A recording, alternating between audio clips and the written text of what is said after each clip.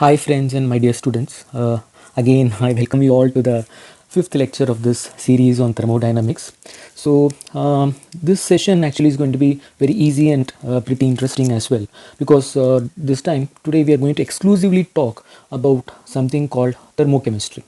So thermochemistry is actually that branch of physical chemistry which deals with thermal or heat changes that are happening in a chemical reaction. So more or less we are not considered about the physical changes, but we are talking about energy requirements or energy demands for a chemical reaction or for a chemical change. So mainly Lavoisier and Pierre Simon Laplace. So these two scientists were we're very much actually working in this branch of chemistry to find out what is the enthalpy of formation, what is the energy required for formation of various compounds, and what is the heat given out in certain compounds, and does this what are all the factors this heat will actually depend on. So these two scientists have worked quite a lot in this field, particularly in the year say 1782 and 1840. So this was a period which marked all such discoveries.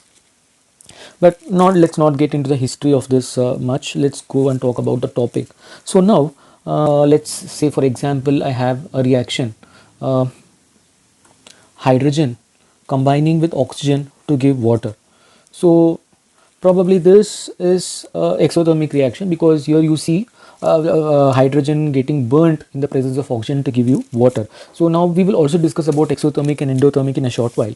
But let's actually first analyze where is all this energy requirement or energy supply coming from. So all this is actually a play of bond dissociation and bond formation. So if you see here, I have hydrogen hydrogen covalent bond, oxygen oxygen covalent bond, and I also have bonds, covalent bonds between oxygen and hydrogen. So you will notice that I have to actually break all these bonds and free these into elemental atoms, and then I combine them in such a way so that I get water. So I need energy to break the bonds, and simultaneously energy is also given out when new bonds are formed. So overall, suppose if more energy is required to break the bonds than form the bonds, then I would expect the reaction to require energy overall, so that the reaction actually proceeds. So we will be looking into this also in a very short while. So now we have already discussed what is actually enthalpy. So enthalpy is nothing but the total heat content of a system. So we denoted it by capital letter H, and that is nothing but sum of E and PV. So where E is actually your internal energy and PV is nothing but your work, pressure volume work. So most of the reactions that you do in the open test tubes or open vessels, all those open system kind of reactions are all actually going to be enthalpy, because whatever energy that you provide increases the internal energy of the system, as well as the system is using this heat energy to do some work as well, because you are carrying out the entire reaction at same atmospheric pressure or constant atmospheric pressure. So now so let's take for example a reaction, say A plus B gives C plus D. So let me yeah, assume that HA is the enthalpy of A, HB is the enthalpy of B, HC is the enthalpy of C, and HD is the enthalpy of D. But I hope so you remember very well that I have already stressed this fact that you can never calculate the exact enthalpy of any of the substance. What we can actually do is experimentally measure the change in the enthalpy. So in this case, so I know that the change in enthalpy is nothing but the enthalpy of the products minus enthalpy of the reactants. So I'm putting a summation symbol here, meaning that I will add all the enthalpies of the product. So I will have HC and HD here, and then I will subtract the enthalpies of A and B. So that's going to be HA plus HB. So now suppose if this del H is going to be positive, so if this say if this del H is going to be positive, what does it mean? It means that the enthalpy of the products formed is actually more than the enthalpy of the reactant. That means I have a reaction called endothermic reaction. Similarly, if I have del H negative, which means that the enthalpy of the reactants is more than the enthalpy of the product, which means I'm getting substances which have less heat content than the reactants originally had, which means some amount of heat is actually lost. So which means heat is given out to the surrounding. Then I will call such reaction as exothermic reaction. So this is exactly from where I get the definition of exothermic and endothermic. So we can even plot energy coordinate diagram. So say for example, if this is my energy quantity diagram, where I have enthalpy here. Okay, so suppose if my products are here and the reactants are here, so you will notice that the reactants have high enthalpy here, but the products formed actually have low enthalpy. So whatever this difference that I have del H, that is given out because the reactants are going into products, and in this process whatever enthalpy the reactants had is actually given out. This difference is actually given out in the form of heat. So this will be represented by del H, and you will notice that del H is here negative. So this is a scenario of exothermic reaction. Suppose if I have products here and the reactants here, meaning that if I have reactants with low enthalpy and the products which are formed have very high heat content, which means they have higher enthalpy, then this difference again, this del H is going to be positive, because you will notice that this is a bigger value, del H of products minus del H of reactants, that is going to be, I mean H of product minus H of reactant is going to be a positive quantity. So this time I will have something called endothermic reaction. So I can also do this by a graphical this thing.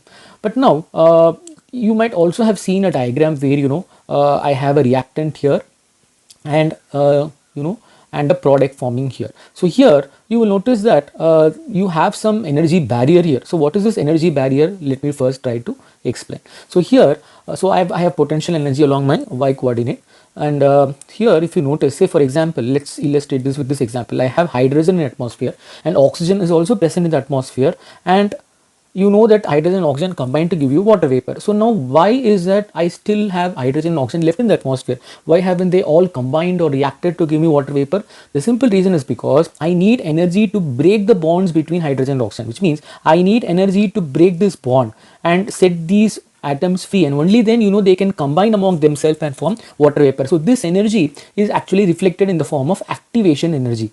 So this activation energy is nothing but a minimum energy that I should give to this for this reaction, so that it can kick start. So you will notice that here the difference that I have here, so say this is my this thing, so this difference that I have between these two levels, so that is actually the activation energy. So this activation energy has to be provided, this energy barrier. Once the reactants have this much of an energy, then they will immediately start forming the products,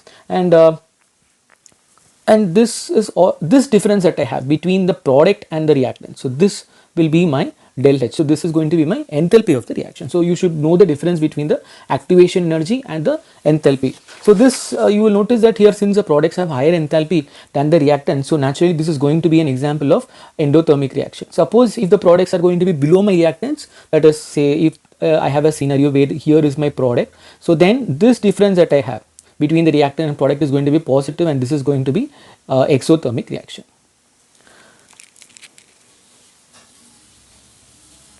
So next, how do we calculate del H from del E? So del E is nothing but the change in the internal energy. So what we do is we start with the equation that we are already familiar with. Del H is equal to del E plus P del V. Okay. So let's assume first a reaction where we have A moles of A reactant, B moles, small b moles of capital B reactant reacting among themselves to give C moles of C and D moles of D. So now what is the change in the moles, change in the number of moles? So that is going to be number of moles of product minus number of moles of reactant. So here you will notice I have C plus D moles of product here. Okay. So I have C plus D moles of product minus A plus B moles of reactant. So this, if I subtract this, I can represent this in the form of del N. So del N is nothing but the change in the number of moles. So overall, say A plus, say for example, if I have 1 mole of A and 2 mole of B, giving 3 moles of C and 4 moles of D, you will notice that overall, I notice that 7 moles are formed from 3 moles of reactant. So overall, there is a change of 7 minus 3, that is 4 moles extra has been actually formed. Okay. So this is represented by this term del N. So now if suppose if 1 mole occupies V volume, then I can say the change in volume that has happened due to this reaction. So change in volume that has accompanied this reaction will be nothing but del N into V, because 1 mole occupies V volume. Since I have del N extra moles that are formed in my product, the change, overall change in the volume is going to be del N into V. So now what I can do is, I know that P del V I can write now as P into, now del V can be written as del N into V, because the change in volume is nothing but change in number of moles into volume occupied by 1 mole. So P del N into V. So this is nothing but PV into del N. So now PV can be written as RT, assuming that I have ideal gas. So this is going to be RT del N. So now if I substitute this in my earlier equation, so this is my equation that we have already derived this. So del H is equal to del E plus P del V. So in the place of P del V, I can substitute now this RT del N. So I can write del H is equal to del E plus RT del N. So this is one of a very important equation where I can calculate del H when I am given del E. So if I know del E, I can calculate del H. Similarly, if I know del H, I can calculate del E. So let's also look at few examples of them, exothermic and endothermic. So exothermic and endothermic. So I'm just giving you a very random list of reactions that we actually come across in day-to-day life. For example, for exothermic, making ice cubes. So in order to make ice cubes, you have to take away the energy from the liquid water so that the water becomes ice. So that is a exothermic reaction. In fact, the fridge does that work, right? The refrigerator removes the heat from whatever you keep inside so that the ice cube formation is favored. Number 2, formation of snow in the clouds. So this is also again exothermic, because only when you remove the heat content, the substance will begin to freeze. So formation of snow. Similarly, condensation of rain. So again, for condensation, you have to remove the heat, condensation of rain, and then rusting of iron. So if you look, the first 3 processes are actually physical process. So all these are physical processes which are exothermic. Now rusting of iron is a chemical change. So this chemical change is again exothermic. Next, again, burning sugar. So mostly all burning reactions, because whenever you burn a substance, generally the products formed are carbon dioxide, water vapor, and some oxides of whatever elements that you have, those oxides are formed, and it's always exothermic. It gives out heat energy. So the burning of sugar or fuel or whatever. Next, forming ion pairs. So remember, when I form ion pairs, it is exothermic, because say for example I have Na plus, I have Cl minus. When I form this pair, they are going to a least potential energy state, because there is attractive force existing between these oppositely charged ions. As a result, you will notice that they will give out the energy. So that again is a exothermic reaction. So next is mixing water and strong acids. So whenever I mix water and strong acid, you would have noticed that your beaker actually gets warmer or hotter. And in fact, there is also this one important point, that you always add acid drop by drop to water, and you never add water to acid. The reason is because I will be explaining this again when I am talking about enthalpy of neutralization as well. So okay, so all these are examples of exothermic reaction. We can also say nuclear fission. So nuclear fission, nuclear fusion.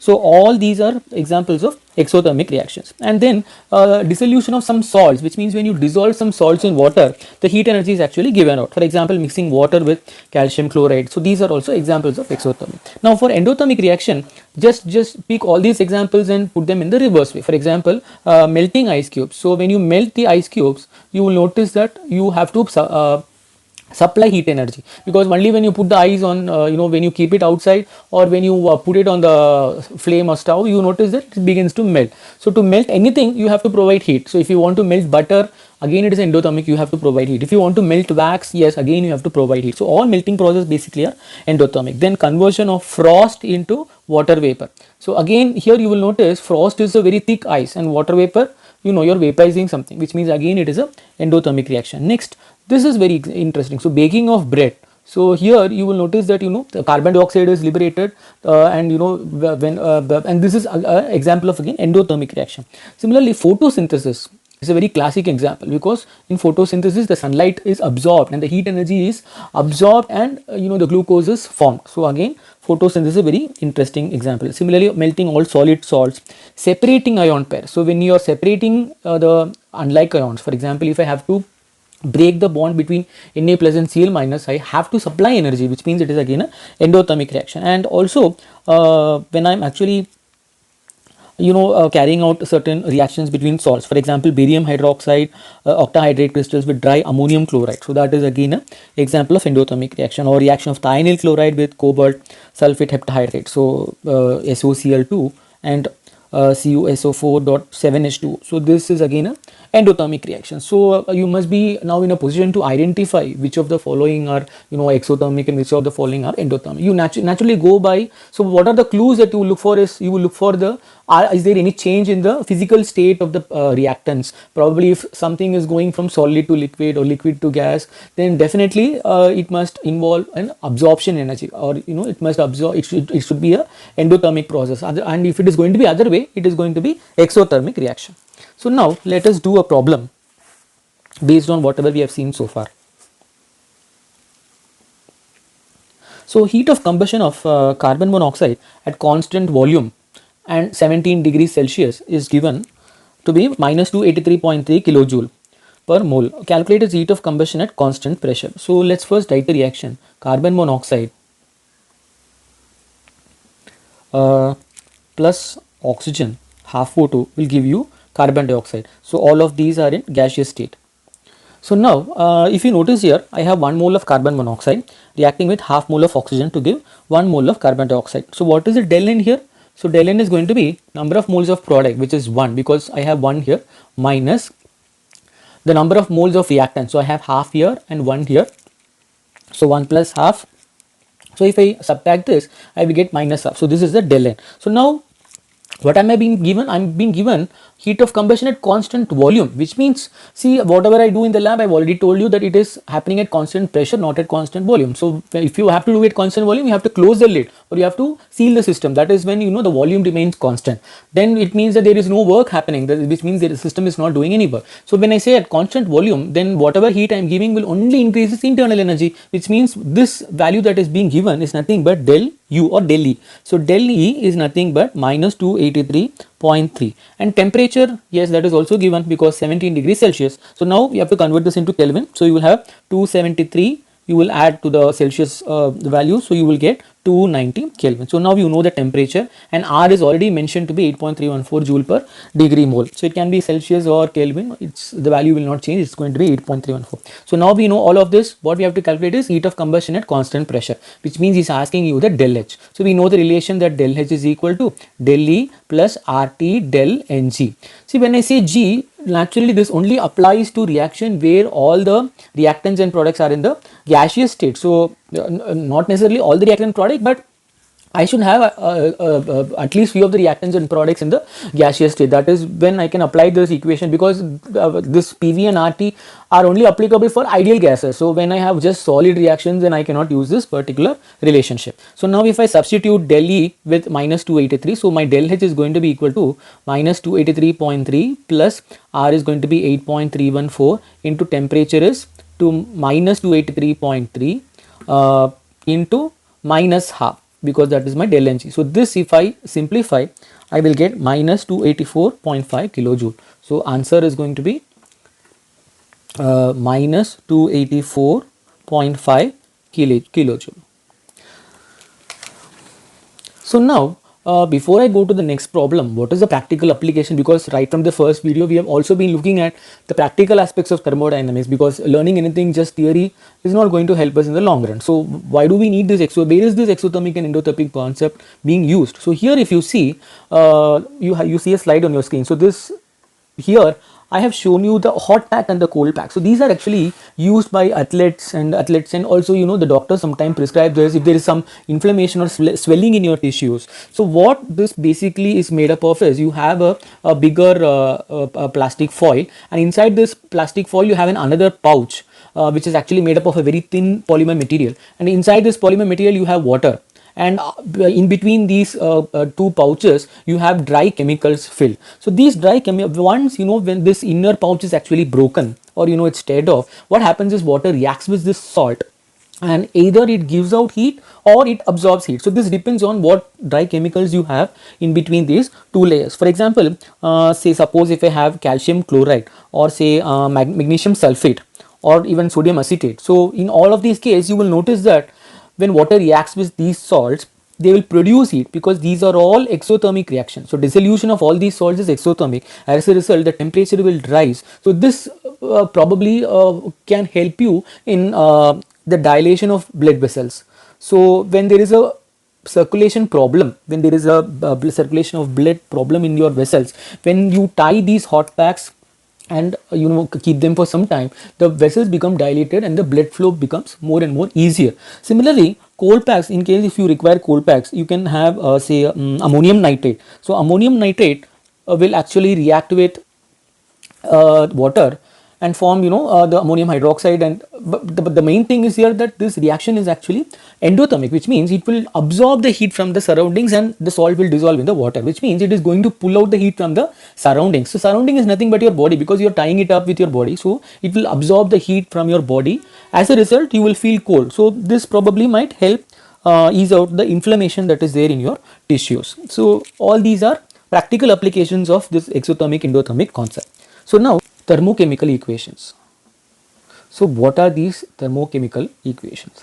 So thermochemical equations are basically chemical equations as such, but along with that you also provide the data like how much moles of reactants and products are formed, and what is the physical state of the reactants and the products, what is the heat that is given out. So all these data, in case if they are incorporated in the chemical equation, then you call them as thermochemical equations. So now that we have already discussed that heat is either given out or absorbed when a chemical reaction happens, what are the factors which affect this heat energy? So when I say enthalpy del H, so what are the factors which affect these enthalpy change that is happening in a chemical reaction? So number one is the amount of reactant and the product. So this is very important.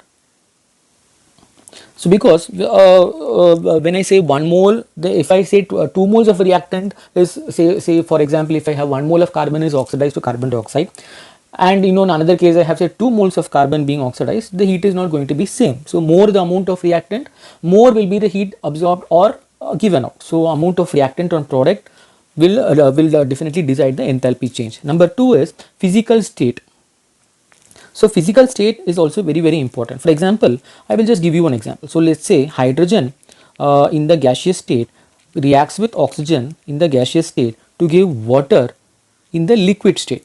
Similarly, take another case where hydrogen in the gaseous state reacts with oxygen in the gaseous state, but this time I am getting water directly in the gaseous state. If you see the del H value of both these reactions, you will notice that for the first reaction it is minus 68.3 calories. For the second one, you will notice that it is minus 57.8 kilocalories. See, the minus sign indicates that the heat is given out. Now just leave that minus sign and look at the values alone. You will notice that when there is formation of gaseous, water is formed as gas, little amount of heat is given out compared to the earlier case. The reason is because initially this reaction happened and afterwards the liquid water that formed absorbed some amount of heat and converted itself into water vapor, which means you can't expect this much heat to be given out when the water is forming in gaseous phase. So that is the reason why this 57.8 is lesser than 68.3. The reason because some amount of heat has actually been used up for the phase transformation from liquid state to gaseous state as well. So your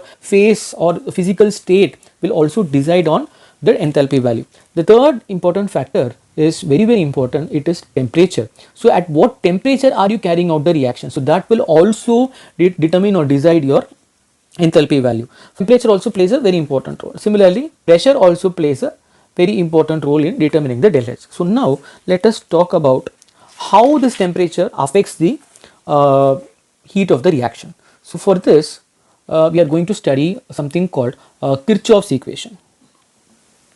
So Kirchhoff's equation basically gives us the relationship between the variation of between the temperature and the variation of enthalpy of a reaction or heat of a reaction. Okay, so for that, let's say at constant volume, the heat of the reaction del E. So that is given to be E2 minus E1. So what is this E2? E2 is the internal energy of the product, and this is E1 is the say internal energy of the reactant. Okay, so now del E is nothing but the change in internal energy, which means E2 minus E1. So now let us differentiate this with respect to temperature. So now if I differentiate, that is change in internal energy with temperature at constant volume, so that will be equal to dE2 by dt minus dE1 by dt. All of this at constant volume as well. So now we have already seen in the previous lecture. For those who have not seen, I am placing a link. Please do follow the link and go back and see the definition of specific heat capacity and at constant pressure and volume. So dE by dt at constant volume can be referred to as CV. So this is going to be CV of product minus CV of the reactant. So I'm going to put CV2 minus CV1. So the change in the change in internal energy with temperature at constant volume is given to be this. So this I will represent as del CV, which means the change in the or difference in the specific heat capacity at constant volume of the products and the reactants. So now suppose if I integrate this, so what I would do is I would write d of del E, so that is equal to del CV into dt. So this I am going to integrate from temperature say T1 to T2. So then I will have del E, so you will have del E2 minus del E1. So this is from E2 to E1. So del E2 minus del E1, so that is equal to del CV. See, this del CV is a constant, so I can pull it out of the integration symbol, and so I will be left with that integral of dt. So that is going to be T2 minus T1. Integration of dt is t, and when you apply the limits, you will get T2 minus C1. So this is very important because this is the your Kirchhoff's equation. So this is one form of Kirchhoff's equation. There is another form as well. So we will also derive this. So this is Kirchhoff first equation. So Kirchhoff first equation says that the change in the difference in the change in internal energies of the product and the reactant, so that is equal to product of difference in the specific heat capacity as constant volume of the product and reactant and the difference in the temperature. So now suppose if I don't have internal energy but rather I know the enthalpy, so how do I proceed? So I will do a similar derivation here. So I can write del H, that is change in enthalpy, to be the difference in the enthalpy of the product and the enthalpy of the reactant. So where H2 is the, you can also say heat content, it's just a synonymous as saying enthalpy. So heat content of the product minus heat content of the reactant. So here again I am going to differentiate this with respect to temperature. So if I differentiate this with respect to temperature, just like the way we did in the earlier case, so this if I differentiate with respect to temperature, you will notice that again dH by dt. So this again we have come across in our earlier lecture. So dH by dt at constant pressure. So this is very important, at constant pressure. So that is nothing but your Cp, specific heat capacity at constant pressure. So this I can now substitute as Cp of 2 minus Cp of 1. So that is equal to the rate of change of del H with temperature. So this Cp2 minus Cp1, I am going to represent this in the form of del Cp. So now the cross multiply this, so you will get d of del H is equal to del Cp into dt. And now let's integrate this on both the sides, from del H1 to del H2 on the left hand side and limits T1 to T2 on the right hand side. So I would get del H is equal to del H2 minus del H1 is equal to del Cp into T2 minus T1. So here you will notice that when I have Cp here, you will notice you will have difference of enthalpies. When I have Cv there, del Cv, then you will notice that I will have difference in the internal energy. So that these are the two variants of Kirchhoff's equation, and these are very much useful in solving a problem. So where do I apply this? For example, I might be given a problem where you know the enthalpy change for happening at one particular temperature I might be given, and I might be asked the enthalpy change for the same reaction happening at a different temperature. So I know T1, and I know I will also be given the Cp values, and I will also know the the enthalpy. So T2 and T1 I know, and one of the enthalpy I will know, so I can calculate the enthalpy 2 when I know all these data. So let's do a problem based on this, the Kirchhoff's equation. So here the heat of reaction for this particular reaction given below at 27 degrees Celsius is minus 22.1 kilocalorie. So calculate the heat of the reaction at 77 degrees Celsius. So I have been given the enthalpy change. So is it enthalpy change? Yes, because he says constant pressure, which means he has given you the enthalpy change, that is he has given the enthalpy at that particular reaction 27 degrees Celsius, and he is asking you the enthalpy at 77 degrees Celsius. So what we will do is we will use the Kirchhoff's second equation. So for that the formula goes like del H2 minus del H1 equal to del Cp into T2 minus T1.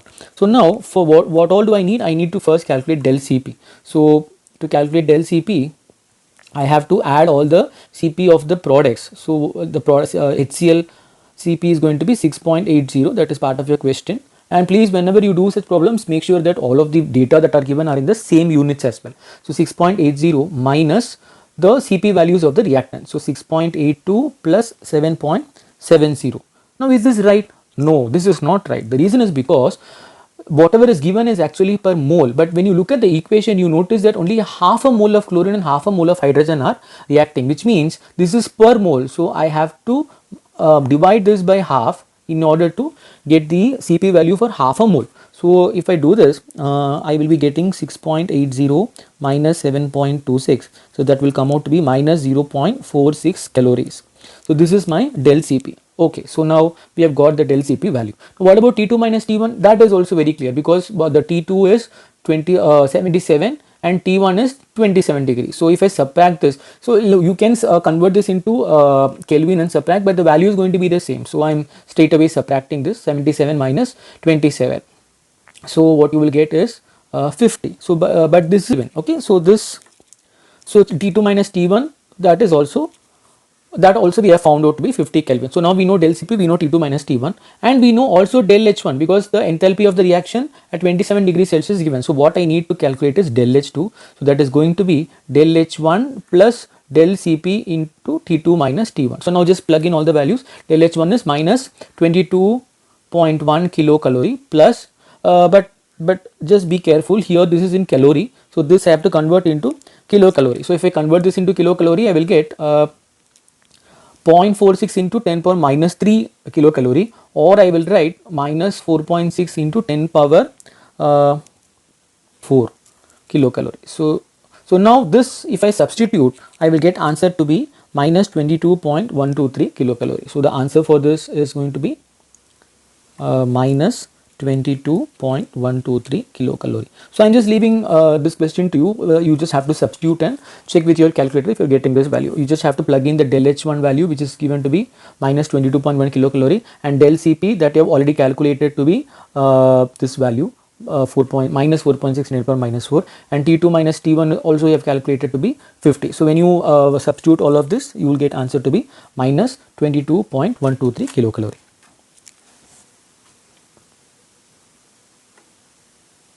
So next we will do one more question.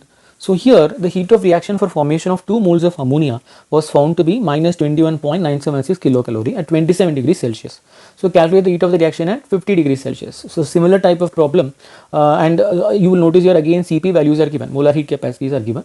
Now before, when the reaction chemical equation is not given, the first step is to write a balanced equation. So it is basically formation of ammonia from nitrogen and hydrogen.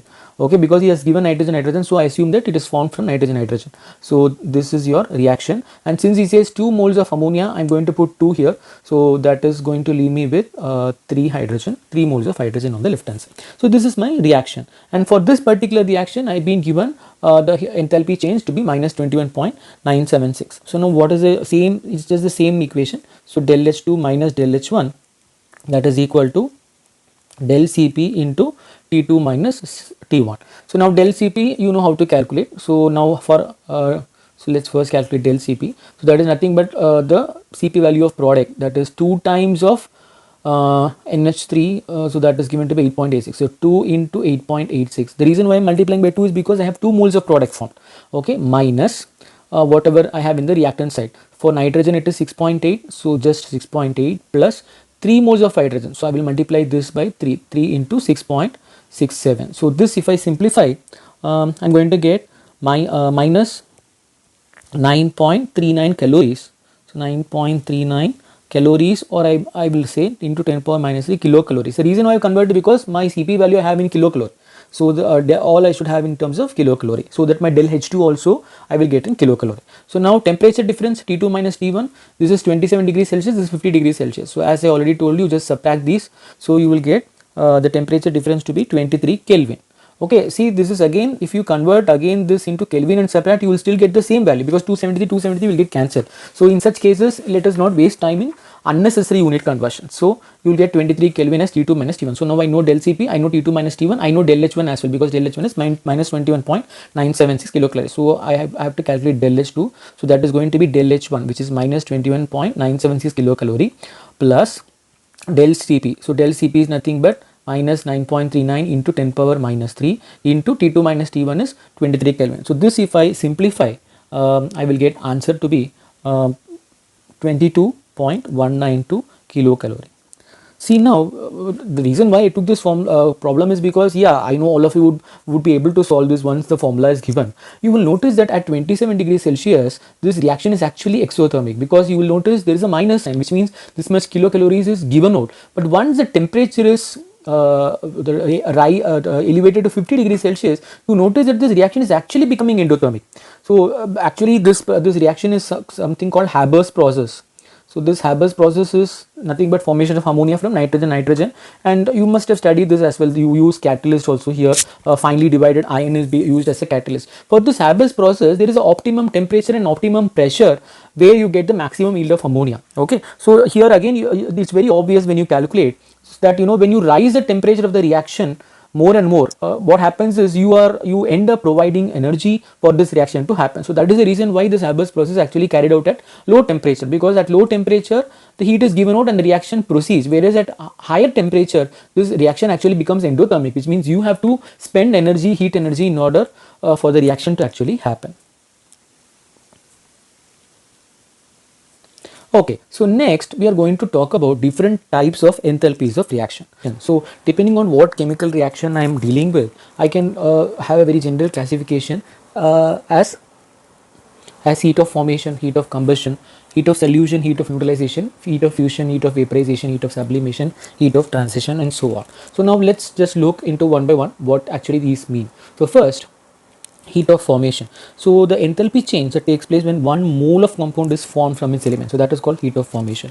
So very important here is that I should have one mole of product form. Take one example. Let's say carbon reacts with hydrogen to give say C2H2, ethine. Okay, so acetylene otherwise it's called. So let's say all of these are in, see, carbon is in solid and hydrogen is in the gaseous phase and C2H2 is also in the gaseous phase. So now if I say del H of this, what I should very much remember is that whatever number that I have before this product should be 1, which means I have to talk about the enthalpy change that is occurring when one mole of product is formed. So whatever be the numbers here before carbon and hydrogen, that doesn't matter, but I should have only one mole of a product being formed. So for such a reaction, what is the heat that is required or heat that is given out? That will be the heat of formation. Okay. So now if you notice here, if I balance this, I will get 2 carbon here and hydrogen. So the enthalpy of formation for this reaction is plus 53.14 kilocalorie. So this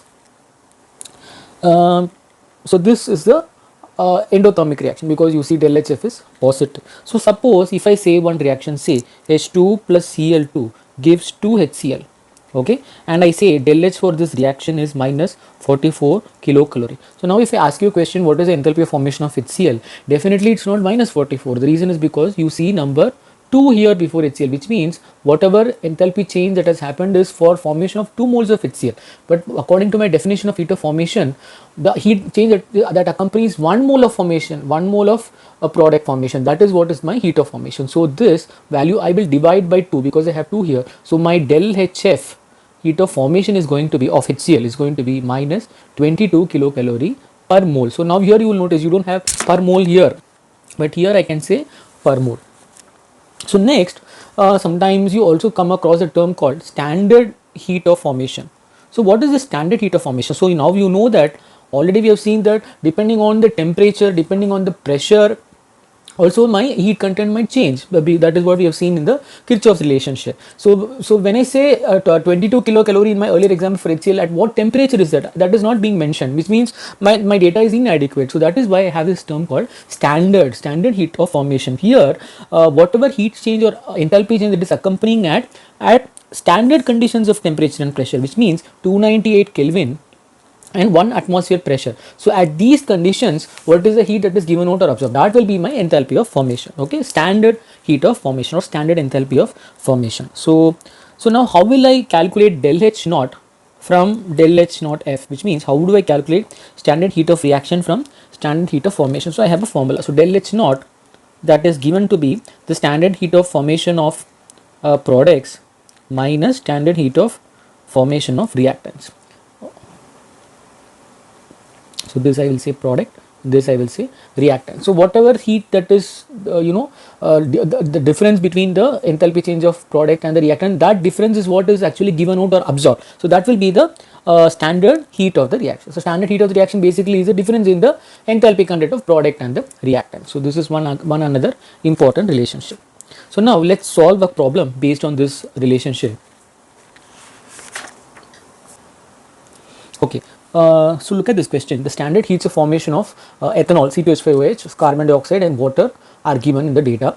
Now calculate the standard heat change for the reaction that is given below. So now what I should calculate is a standard heat change. So what is the standard heat change? We have already seen the formula. So standard heat change, so that is nothing but the standard heat enthalpy of formation of the products minus the change in the enthalpy of formation of the reactant. So that is already given. Heats of formation is nothing but standard heats of formation is nothing but the enthalpy of formation. So here you will notice that these carbon dioxide and water are in the product side, which means I will take these two values on the product side, but you have to be very careful because I have 3 moles of water and 2 moles of carbon dioxide, which means I should also multiply by them with these values. So 2 moles of carbon dioxide, which means for 1 mole of carbon dioxide it is minus 393.5. So for 2 moles it is going to be 2 into minus 393.5 plus for in case of water it is going to be minus 285.5 kilojoule per mole, and I have 3 moles of water here. So 3 into minus 285.5. So this is my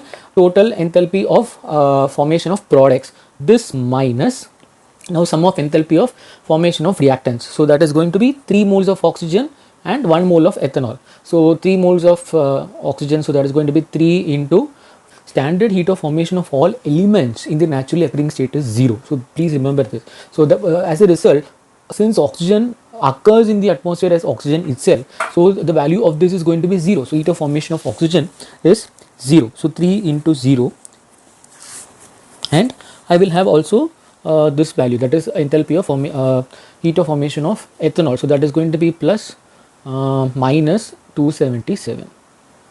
So this, if I simplify, I will get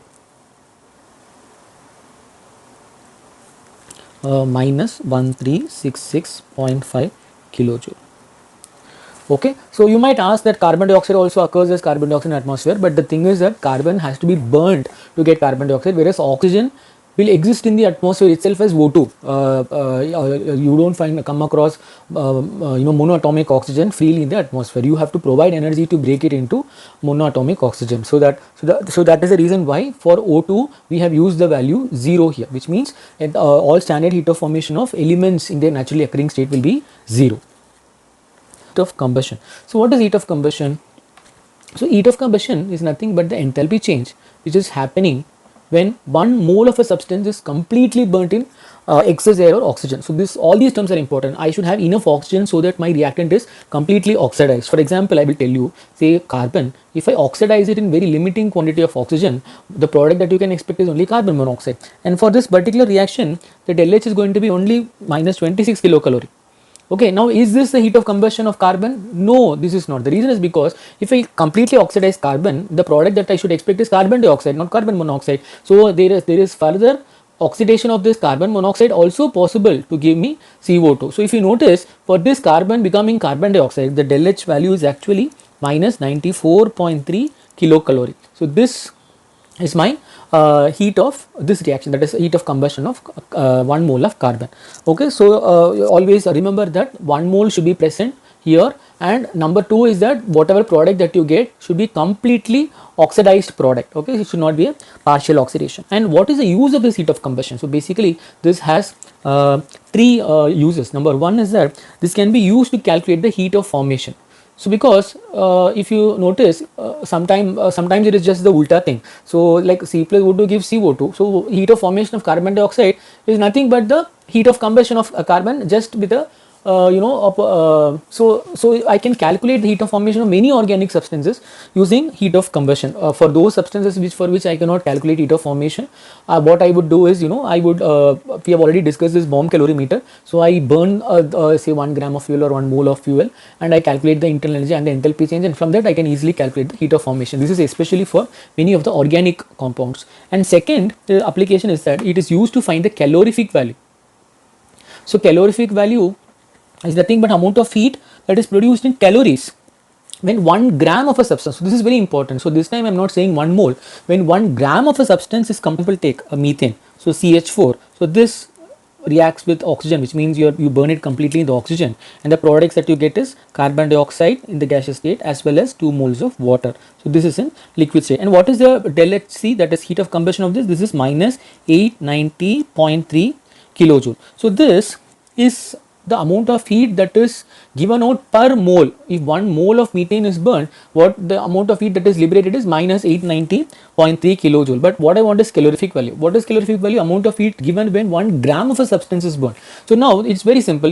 How much mass will 1 mole of a methane weigh? So here you have due to carbon 12 grams and due to hydrogen 4 grams. So this is going to be 16, which means 1 mole of a methane has weighs 16 grams, which means this, if I divide by the molar mass 16, I will get heat content or heat given out per gram. So that will be my calorific value. So you will notice that this is equal to minus 50.64 kilojoule per gram. So this is the calorific value.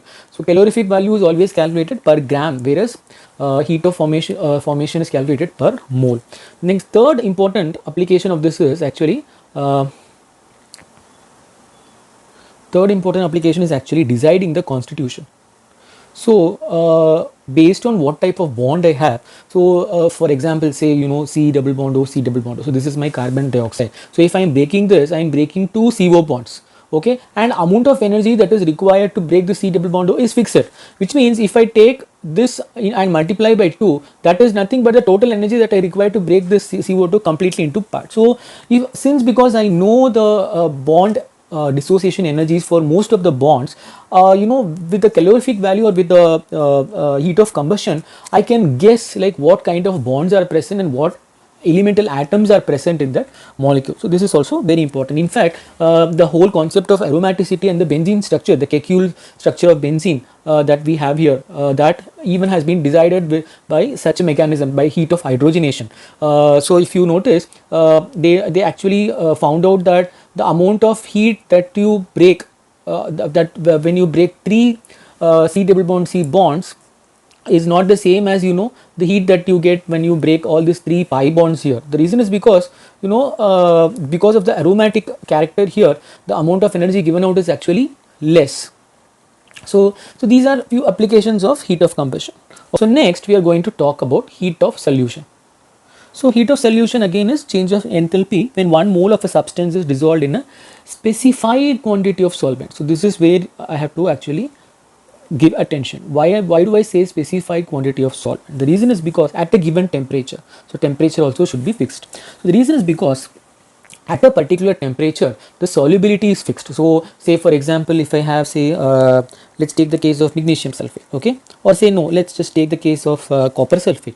So copper sulfate, if I prepare 1 molar solution, which means if I dissolve 1 mole of copper sulfate in 1 liter of solution, so the amount of heat that is actually given out is 78, that is absorbed 78.5 kilojoules. So it's going to be plus. So it is actually an endothermic reaction, which means if I dissolve 1 mole of a copper sulfate in 1 liter of a solution, I can expect 78.5 kilojoule of energy to be absorbed. Okay, but now if I furthermore if I dilute the solution more, which means if I add more and more water, you will notice that there is more and more change in enthalpy, which means it keeps on absorbing more and more heat. Okay, so now beyond a certain point, beyond a certain stage during this diluting process, you will notice that there is sudden stop in the thermal effect, which means there is no any more change in the thermal effect, there is no more change in the temperature. So that is the point, or that is the required quantity of solvent you need to actually define the heat of solution of copper sulfate.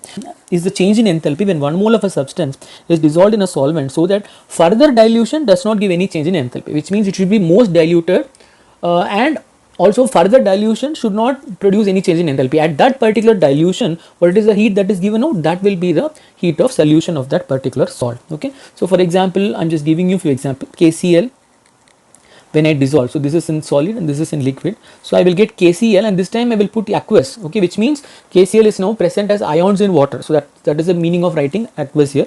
And the del H for this, that is for this dissolution, that is going to be minus 4.4 kilocalories. Okay, so next again, if you look at magnesium sulfate, so that is going to be minus 20.28 kilocalorie. Okay, so during this process, where is all this heat coming from? So if I dissolve this KCl with water, what is actually happening is that this KCl is broken down into K plus and Cl minus. So the first step is that the KCl is broken into K plus and Cl minus ions, which means I am breaking the ionic bond between KCl. For this, I have to supply energy. This is definitely a endothermic process because I am breaking a more stable salt into its component ions. And after this K plus is surrounded by water molecules and Cl minus is also surrounded by water molecules. So you call this hydration. So I have Kl plus and Cl minus, and water inherently has this electronegativity difference between oxygen and hydrogen. So as a result, you will notice that oxygen has a slightly negative charge and hydrogen has slightly positive charge. So because of this, you will notice that this oxygen tends to surround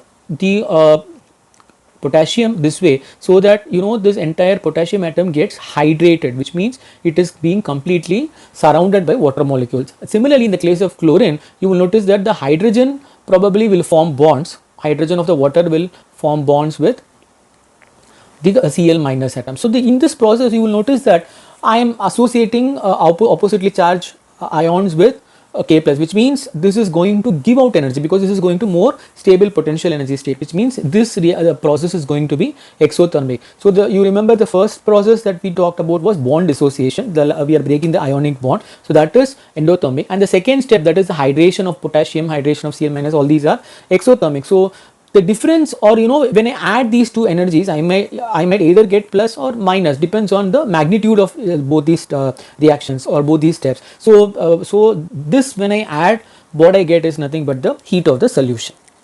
So in case of certain salts, you notice that it is exothermic, and in case of certain salts it is endothermic. For example, if you take glucose and you put it in your tongue, you will feel your tongue to be cold. The reason is because it is endothermic. So the glucose will dissolve in your saliva, absorbing the heat from your mouth. So that is the reason why you feel cold when you put a pinch of glucose on your tongue.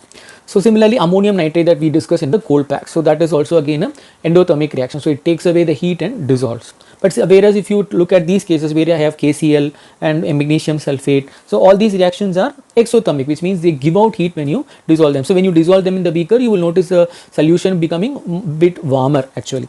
Okay, so next we will be talking about heat of neutralization. So heat of neutralization is again nothing but enthalpy change. So again and again I am saying enthalpy change, which means all these are calculated at constant pressure. Or most generally at atmospheric pressure. Okay, so what is heat of neutralization? First of all, what is neutralization? Neutralization is nothing but acid reacting with a base to give salt and water. So this reaction is something that you are already familiar with. So this is known as neutralization reaction. Okay, so when I'm talking here, I'm actually talking about the arenease acid and arenease base, which means I should have a AH here. So that is my acid, which means H plus and A minus, and in the case of base I have BOH. So this is my arenease base, so BOH. So this will react and give me salt and water. So if I dissociate, I will get A plus, A minus and H plus, and base, if I dissociate, I will get B plus and OH minus. So this A minus and B plus will actually combine to give BA, that is your salt, B plus and A minus. So this is your salt, plus this H plus and OH minus, they will combine among themselves to give you water. So whichever acid and base you take, it is basically the reaction between hydroxyl ion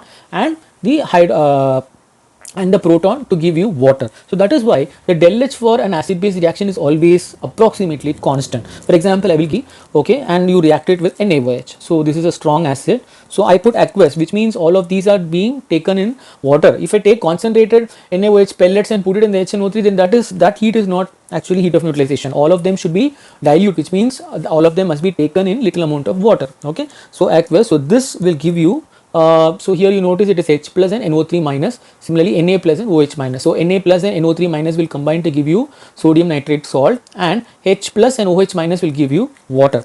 So this is going to be liquid form. So this del H for this is going to be minus 13.69 kilocalories. So now let's take one more example. Let's take HCl and NaOH. So this time I am changing the acid. So here you can expect Na plus and Cl minus to give you NaCl salt and again water. So again you will notice the del H to be around about minus 13 point. So you will notice del H to be minus 13.68 kilocalories. So you will notice that the enthalpy change is more or less around the same value. So the heat of neutralization is always around minus 13.7 kilocalorie. So this is the value for heat of neutralization. But this can be applied only in case of strong acids and strong bases. So why is it so? For example, let me give you this example where I have either a weak acid or a weak base. For example, let's say I have HCl, so this is a strong acid, but I have taken a very weak base which is ammonium hydroxide. So this is also going to give me NH4 plus and Cl minus combining to give NH4Cl, ammonium chloride salt and water. But this time you will notice that the enthalpy del H is actually not minus 13.7, it is very less, it is actually minus 12.3 kilocalorie. So this time why very little heat is given out, why it is not 13.7, why is it 12.3? The reason is because in the earlier case when I had strong acid and strong base, they are already existing in the form of ions. But whereas when you take ammonium hydroxide, this does not ionize well because it is a weak base. So I have to actually give energy or heat energy so that this actually ionizes. So as a result, whatever heat that is given out in the final step is little less because little of the heat is already consumed for the ionization of a weak base here, or if I use a weak acid, some amount of heat is also going to be used up for the ionization process. So that is the reason why when I take a weak acid or a weak base, I can expect a decrease in the amount of heat that is given out.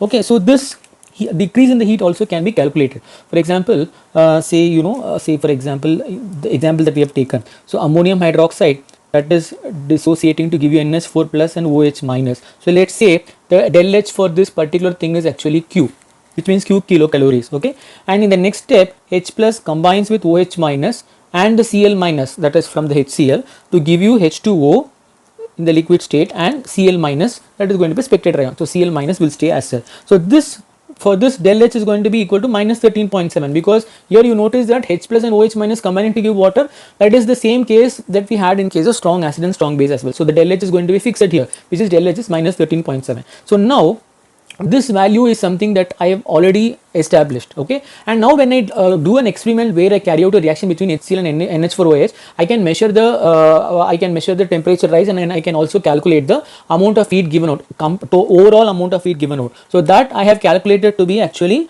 minus 12.3 kilocalorie. So now if you notice this Q amount of heat, okay, plus this minus 13.7, this if I add, I should get minus 12.3, which means minus 13.7, that is my overall heat that is given out. So that is equal to, sorry, my overall heat, that is 12 minus 12.3 is nothing but minus 13.7 plus Q. So you will notice that Q value to be coming around 1.4 kilocalorie, which means this is the heat that is required to ionize my ammonium hydroxide into NH4 plus OH minus. So this is something that I cannot calculate theoretically. So if I cannot calculate this value directly from the equation, instead I go by these steps. So I know this del H for any strong acid, strong base, which means for H plus and OH minus combining to give water, I know it's minus 13.7, and I can estimate, experimentally calculate the value of the overall heat of neutralization of this ammonium hydroxide and HCl. So that comes out to be minus 12.3. Suppose if I subtract these two values, I will get the heat of dissociation of the weak acid or the weak base. Okay, so next we are going to talk about heat of fusion. So heat of fusion is nothing but again heat change that is accompanying when 1 mole of a solid substance is converted into liquid state at its melting point. Again, this melting point is very, very important. So so a very simple example. So H2O in solid form, when it is converted into H2O in the liquid form, the del H is going to be plus 1.43 kilocalorie. So suppose if I ask you what is the heat of melting, so that is just going to be the same number with a minus sign because H2O liquid is becoming H2O solid. So in this case what I do, I have to take away the heat so that the liquid becomes solid. So it's going to be exothermic reaction. So del H will be minus 1.43 in case of melting. So you notice that there is no change in the magnitude, but there is only change in the sign. Similarly, heat of vaporization. So heat of vaporization is again defined in a similar fashion, that is the enthalpy change or heat change that is accompanying the conversion of 1 mole of a liquid into vapor or gaseous state at its boiling point. Again, boiling point is very important here. So H2O from liquid phase, when it is converted to H2O in the gaseous phase, that is when water is becoming steam. So the del H value here is going to be plus 9.71 kilocalorie. And one more important aspect is that more and more I have this del H value, it means, more stronger are the intermolecular forces, which means these water molecules interact with each other in the form of van der Waals forces. So these, when these forces are very high, then I have to provide more heat energy to actually overcome these forces and free them to make them liquid. So more heat that I have to provide, it means more stronger is the van der Waals force of attraction between the molecules. So this also helps me to get an idea about the intermolecular forces. So next is heat of sublimation. So what is sublimation? Sublimation is that physical process where solid is directly converted into gaseous phase without becoming liquid. So naturally this should happen below the melting point. So this is very important. Sublimation always happens below the melting point. We will be looking at it in a more elaborate manner when we do the phase diagrams. Okay. So heat of sublimation is nothing but heat change when 1 mole of a solid is directly converted into gaseous state at a temperature below its melting point. Okay, so in case of iodine, so this can sublime. So iodine solid can directly become gas, and the del H is going to be positive because this is endothermic reaction. So it will absorb heat and it will directly become gas. So it's plus 14.92 kilocalorie. Similarly, heat of transition. So what is heat of transition? So transition is especially when there is a change from one allotropic form to another. So for the sulfur to convert from one allotrope form to another allotrope form, the heat that is required, that will be, or heat that is given out, so that will be the heat of transition. For example, sulfur when going from monoclinic form to rhombic form, so for this the del H is going to be minus 0.016 kilocalorie. So all this is at 1 atmospheric pressure. So I'm not mentioning them again and again. It is taken for granted that I am talking about 1 atmospheric pressure. Similarly, pressure phosphorus, white phosphorus, when it is converted to red phosphorus, it is exothermic reaction. So del H is going to be minus 1.02 kilocalorie. So these are all heats of transition. So if I ask you the ulta, if I ask you what is the heat of transition of rhombic to monoclinic, it's again going to be the same value but without a negative sign. So del H is going to be positive, that is plus 0.016. So we have discussed so far all different types of heats of reaction. So based on the what kind of reaction or what kind of chemical change that I am addressing, my term will get a new name. That's it. So now we are going to discuss a very important law which is known as Hess law of constant heat summation.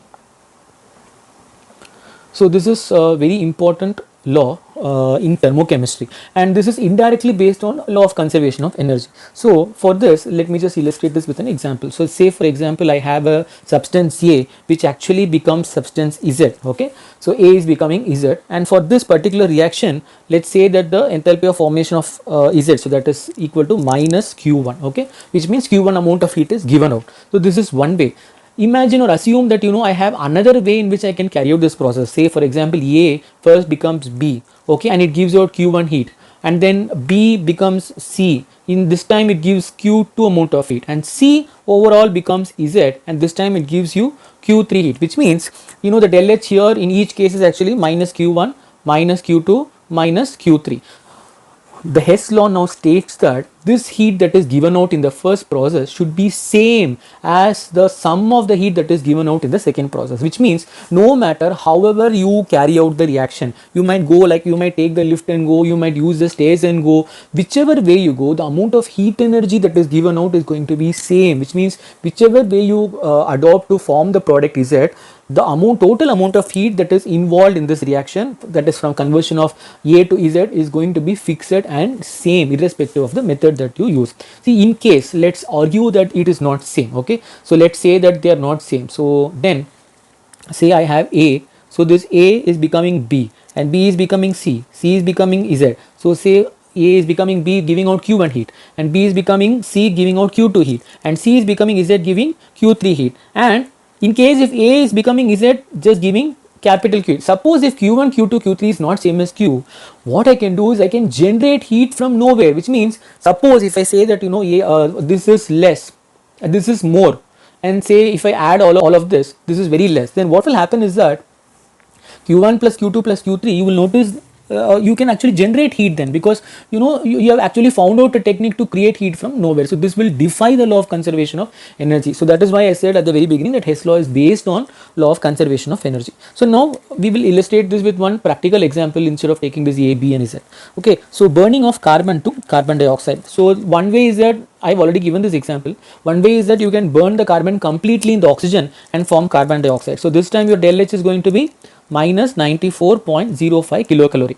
Okay, and there is a second way where you can first partially oxidize the carbon, okay, to give you carbon monoxide. So this time your del H is going to be minus 26.42 kilocalorie, and next step you take this carbon monoxide and again partially oxidize so that the carbon is completely oxidized and you get carbon dioxide, and this time you notice that the del H is minus 67.71 kilocalorie. So now overall you have formed carbon dioxide from the carbon in both these cases. So if you see, if I add both these steps, so you will notice that again I get minus 94.05. So whether I break this down into several steps or whether I do it in a single transformation, the amount of heat that is actually given out is same in both the cases. If I add minus 26 and minus 67, I will again get minus 94. So this is again an application of Hess law. So let us see the applications of Hess law.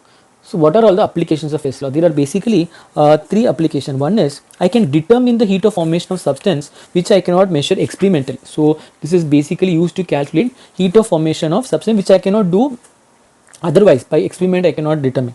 Okay, so that I can do using Hess law. So so this is the question. So potassium reacts with water to give KOH and half H2. So I've been given three reactions and I have been given the del H value that are associated with each of these steps. But now, what is the heat of formation of potassium hydroxide? It is the heat that is accompanying the formation of potassium hydroxide from potassium, hydrogen and oxygen. Okay, so basically my chemical reaction should actually look like this. So potassium in the solid state and half of oxygen and half of hydrogen, both of this in gaseous state. So this, as such, if they combine, I will get KOH, and that too in the solid form. But do you think this is possible experimentally? I can't like take potassium and make it react with half a mole of oxygen and half a mole of hydrogen and directly get KOH. So that is not possible. So instead, but the enthalpy of formation of potassium hydroxide is going to be the enthalpy for this particular reaction that I have written. But but if I can't carry out this reaction, how do I determine the heat of formation? So that is where I make use of the Hess law from these three steps. Okay. So what I do is, if you look at these three equations, I am going to add the first and the second equation and subtract the third equation. So let me just open a new slide.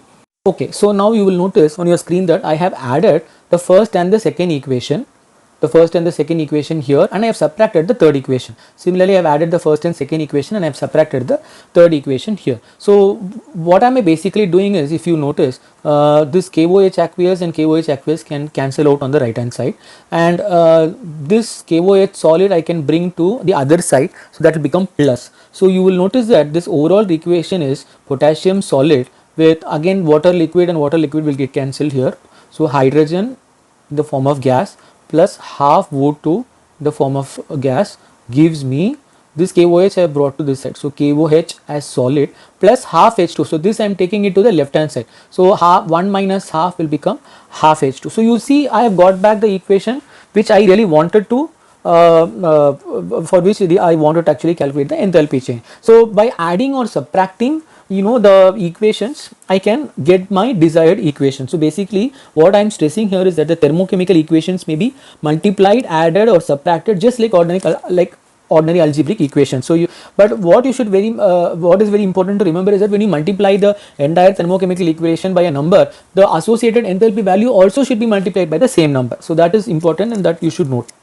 So when I am adding this and subtracting this, which means I should add the enthalpy change for the first reaction, which is minus 48 kilocalorie, and I should add the enthalpy change for the second reaction, which is minus 68.5 kilocalorie, and I should subtract the enthalpy change for the third reaction, which is minus 14 kilocalorie. So this, if I simplify, my answer is going to be minus 102.5 kilocalorie. So this particular reaction I cannot carry out experimentally, but still from all these three reactions that I can perform, so that which you already saw here. So from these three reactions I have calculated the theoretical value of heat of formation. So this is the application of Hess law. So next important application is the heat of transition. So heat of transition also I cannot calculate experimentally because it is very tough. For example, say I have rhombic sulfur, so this I will oxidize completely and get SO2 gas.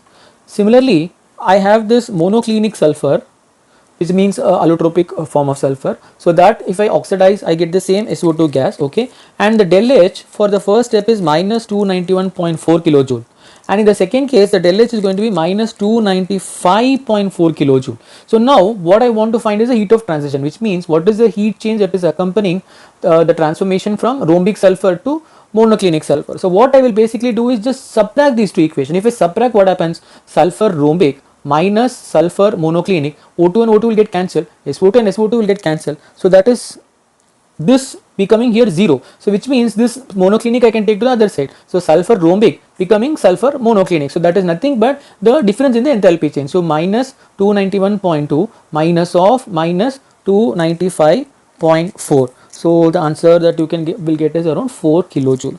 So this is the heat of transition of 4 kilojoule per mole actually. So this is the heat of transition of sulfur from rhombic to monoclinic. So this again we have made use of the Hess law in subtracting these two equations. Again one more application.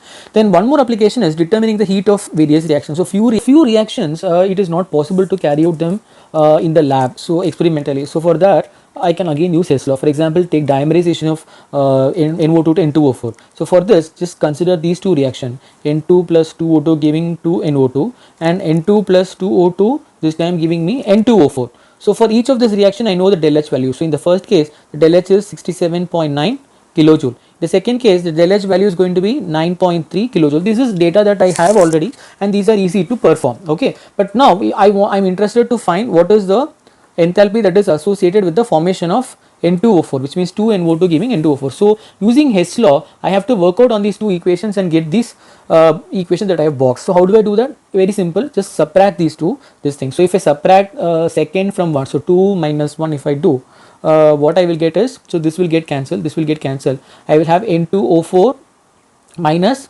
2NO2. Okay, so that is in the product side. So always also remember that when it is in the product you should write it in the product. So now this, if I bring it to this side, it will become 2NO2 becoming N2O4. So which means I will have 9.3 minus 67.9. So that is going to be minus 58.6 kilojoule. So this is the heat of dimerization of NO2 to N2O4, or otherwise you can also say heat of formation of N2O4 from NO2. So such reactions also, the heat accompanying such reactions can also be very conveniently found using the Hess law. So for the last topic today, we are going to talk something about bond energy. So I already gave you a hint at the very beginning that all these heats are nothing but the play of the bond dissociation and bond formation. So this bond energy, what is this bond energy? So it is nothing but the average amount of energy that is required to break all bonds of particular type in 1 mole of a substance. So average amount of energy required to break all bonds of a particular type, which means if it is like C single bond H, it should be all C single bond H. So I am talking about one type. I cannot compare C single bond O and C double bond O. I cannot compare. All same type of bonds present in 1 mole of a substance. How much heat that I require to break, that will be the bond energy. So for example, for to break Cl bond, it is 243 kilojoule per mole. Similarly, oxygen, double bond oxygen, so O2. So if I break both these bonds, which means if I cleave this completely, then I have to provide 499.0 kilojoule per mole. Similarly, C hydrogen, carbon hydrogen bond, so this will require 414 kilojoule per mole. Similarly, oxygen. So these are all standard literature data that are already available for us, and these have all been found out using the bomb calorimeter as such. So this bond energy, what are the factors which will actually influence this bond energy? Number one is size of the atom. Okay, and number two is electronegativity, and number three is the bond length.